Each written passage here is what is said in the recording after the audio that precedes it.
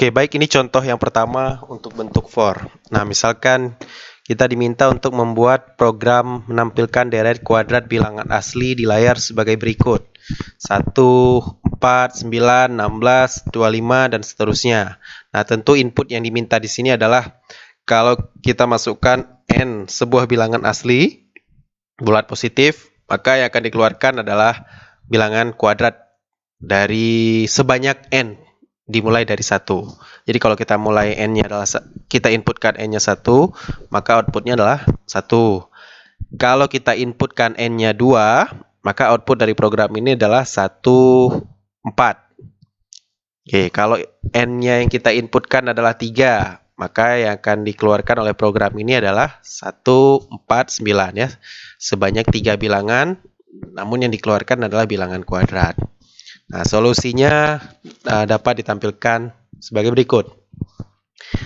Nah, ini solusinya. Yang pertama adalah kita mendefinisikan dulu integer atau variabel yang akan kita gunakan dalam program ini, yaitu i dan n. I ini nanti akan variabel yang bergerak ya dalam proses pengulangan. Nah, kemudian ini perintah untuk meminta masukan ya. Kita sudah tahu perintah scanf di stdio.a adalah untuk meminta masukan.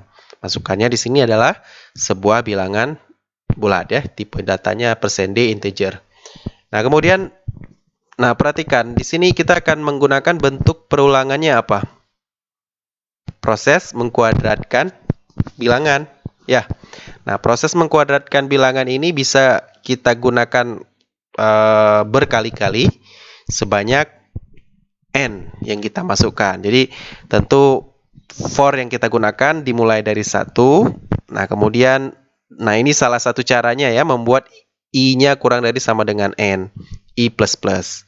Kemudian yang akan dikeluarkan adalah yang akan kita lakukan perintahnya adalah printf %d, langsung mencetak sebuah bilangan, kemudian /t ini spasi ya, mencetak spasi langsung.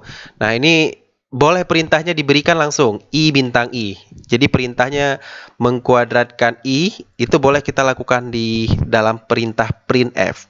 Namun sebenarnya tidak, jika dilakukan di luar juga boleh. Jadi misalkan Anda buat programnya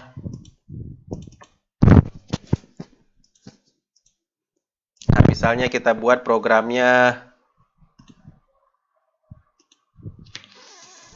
for i sama dengan 1, kemudian i kurang dari sama dengan n, kemudian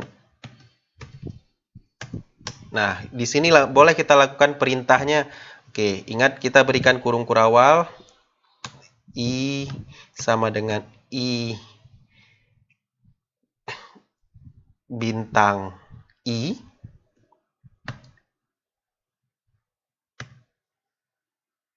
Oh, ini menyimpan nilai i-nya nanti beda ya. Jadi kita lakukan mungkin z. Nah, namun kalau Anda berikan ini z atau apapun, berarti di awal Anda harus tambahkan ketika deklarasi variabelnya adalah integer i n z ya. Oke, kita lakukan proses perhitungan z sama dengan i bintang i.